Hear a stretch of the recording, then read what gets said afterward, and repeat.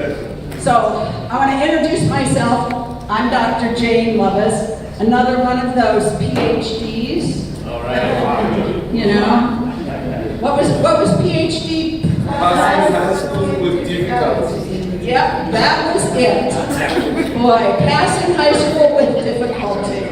I love that, because that's actually how I got my PhD also, was with difficulty. So, my background is in technology, and I'm what's known as a very right brain, left brain person, which meant I was a software developer for years. I understand technology, I understand how it works.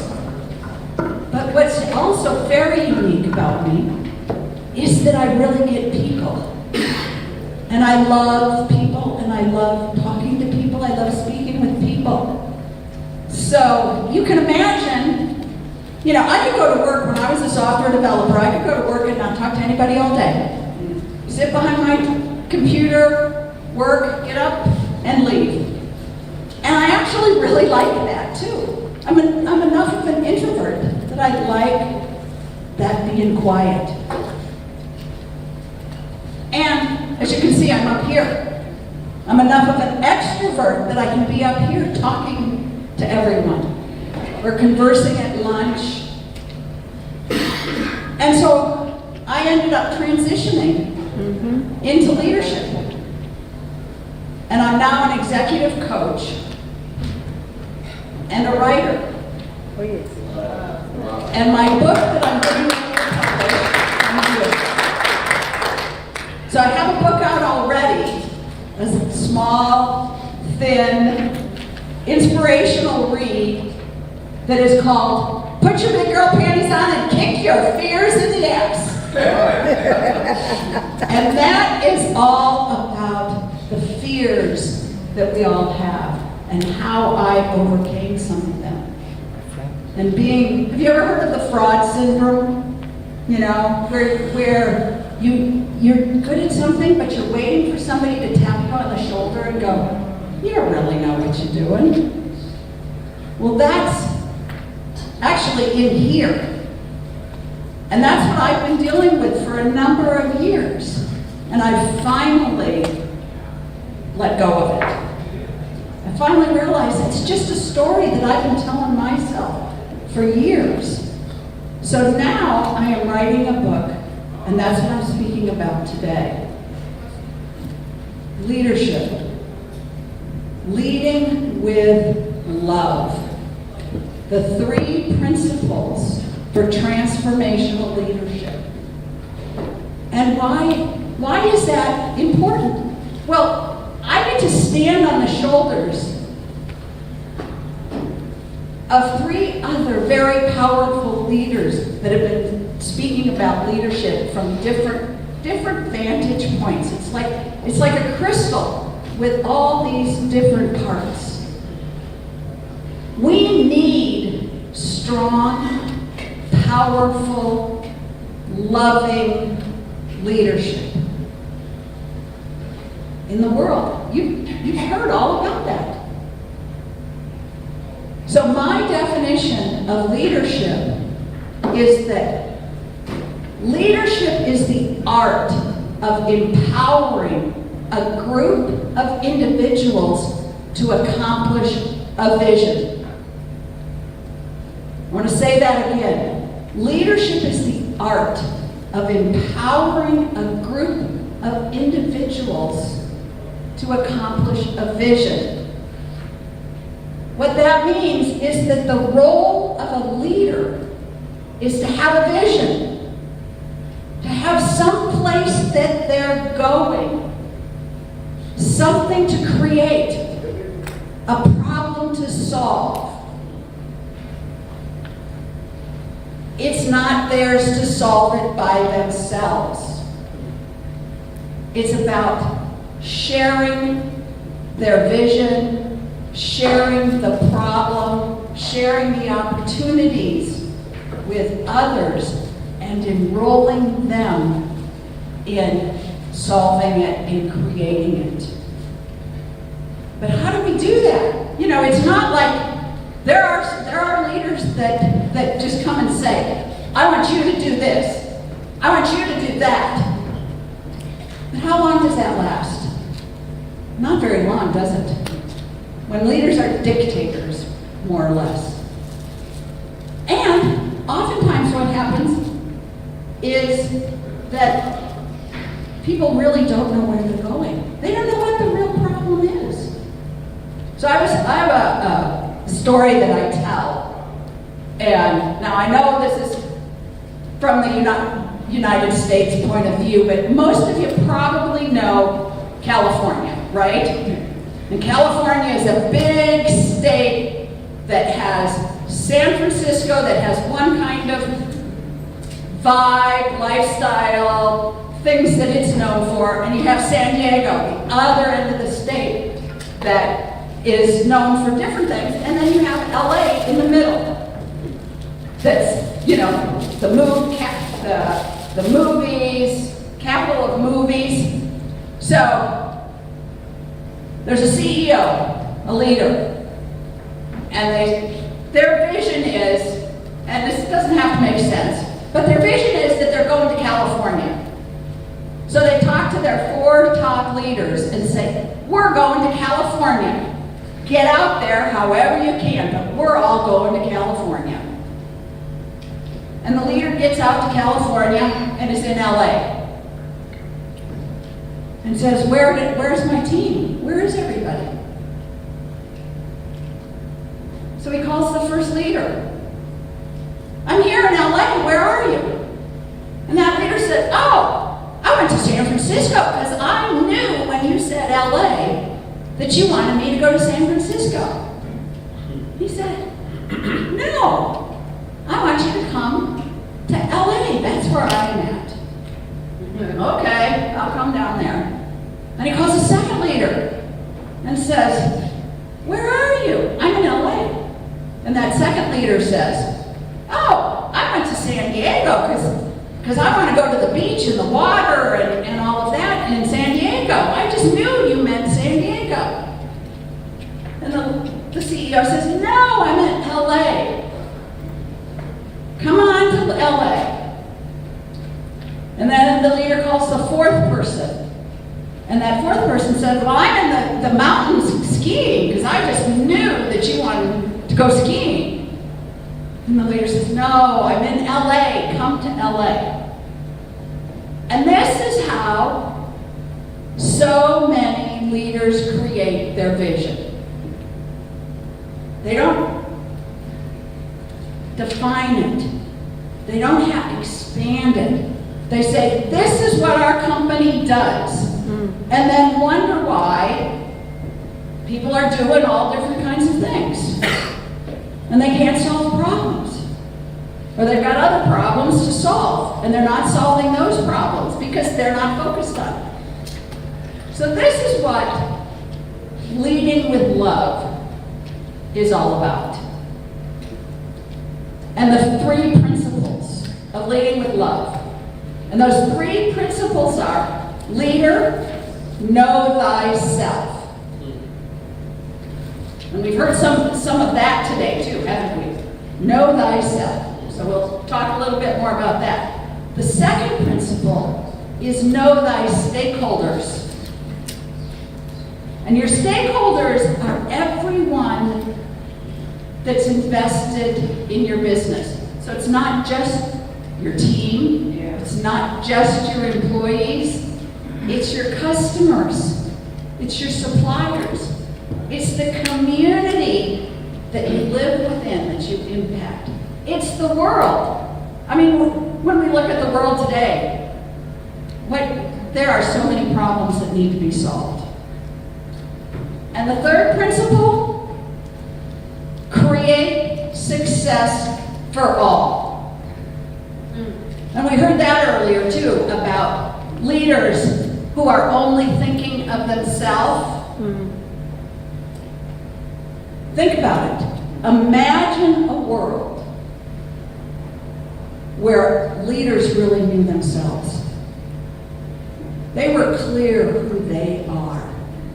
And it takes work to know yourself. You've got to really get in touch with who you are. things that I tell leaders, and I was sharing this with Dr. Anna earlier, is I can tell you what your purpose here in life is. Because a lot of us get stuck on, oh, what's my purpose? Why am I here? We're all here, truly, to be love and love. And when you get that, then you can start looking at, what are you here to do? You know, if I'm here to be love, and I'm creating a business, what does that look like? And here's the thing, when you know yourself, you also know when you're not being loved. And you can be authentic about that. So a couple of the keys to knowing thyself for a leader is to be authentic. Really look at who you are. You know that saying when you're pointing at somebody, you know, there's one finger pointing out here, how many are there pointing back at me? So if I'm pointing at you saying you didn't do this, I'm also pointing at me wondering what I didn't do that I'm blaming the other person on. So as a leader, start looking. That's one of the things I ask my leaders to do is look at what are you blaming others for? Where are you judgmental? Where are you judging? I just had to deal with that recently. And these are things that never stop. You know, it's like peeling the layer of an onion. You peel one layer off and there's something else underneath that. And I got to deal with one a couple weeks ago on judgment. I'm part of a training and development program, and one of the things we have to do is create a plan for the year. Well, we do it for 12 weeks at a time. And everybody in the program creates their plan and shares it. You can imagine with my technology background, that's really easy for me. And all of a sudden, I listened to the talk in my head. Oh, that person didn't do theirs. Well, they could have done a better job. They didn't. And it's like, those are things that actually I'm saying about myself. I just pointed out there so I can pretend that it's not me. So that's one of the things as a leader that I ask you to do is when you're judging someone else, look at yourself. How are you judging yourself? And you know what happens when you're authentic and you say it and you share it with somebody? It begins to dissipate because it no longer controls you. Yes. So know thyself as a leader. Really do the work. And it's what are your skills? Because you, as a leader, sometimes we think we have to be perfect and have to do it all. That's why you have a team. Yes. If you know it all, why do you need a team? Yes. So if you think, I know it all, think again. Because I bet there's somebody on your team that knows it more than you. That's right. Exactly. Yeah. And you know what happens when you ask them? You've just enrolled them in helping you create the solution. Yes. And they are willing to then take ownership of it. How many of you have heard or heard yourself say, ooh, that's a really good idea, but... And if somebody says that to you, what's the next time you say, what's the next thing you think when they say, oh, I'd like your input on this? Don't you tend to go, oh, it looks good to me? Because you're not going to say anything because they're going to shut you down. So these are some of the key things to look for as a leader. When do you think you have to be perfect? When do you shut others down? When do you not let them contribute? Because, you know, love is really simple to know. We all feel it, don't we? When we know that somebody loves us. Yes. And I'll tell you one thing that it's not. and this is a question that I had numerous times, is, well, does that mean I have to keep everybody on my team? No. Because there are sometimes people are not the right fit for your team, which brings us to point number 2. Know thy stakeholders. Because if an employee is not the right employee for your organization, for the culture, or whatever, you can support them to go someplace else with love. Oh, yes. If you've got a customer that is not the right customer for you, sometimes it's better to let them go than to try and make them happy. Yep. If that's not really what you do, just to try and solve their problems if it's not in where you work, in the area that your company works in. But when you can let people go with love, it opens up the space for new people to come in. Yes. And the benefit is, when your customers know that you love them, and you know them, you've spent time getting to know them, they're going to be your customers for life, because what happens? They trust you. Think about the companies that you buy from, the ones you buy regularly. It's because you trust them. You trust the quality of their products. You trust the services that they provide you. You trust. There's a lot of trust in that. So know thy stakeholders. And the third one, create success for all. And that's where that ensuring that you have the right employees. You know, I don't know if you've gotten it here, but in the United States, we've had a whole lot of companies fire people over text or email. That is just, and now they're struggling, and they're wondering why they can't hire good employees. Would you want to go work for a company where you thought you might get fired by text? No. It's relationships. People live because of relationships. We live in communities. We create success in communities. And companies become a community for most of us. We spend a lot of time at work. And what I've been hearing today is this is a very similar challenge that's going on in politics. And we see it in the United States a lot, where politicians are out. What's it for me? What am I going to get out of this? As opposed to, what are you all going to get out of this? And I'm going to benefit also. So this is the message that I am sharing, that I'm committed to getting out. Because we've got more problems in the world that we can even talk about. That we could list, we could fill this whole thing up with the problems that need to be solved.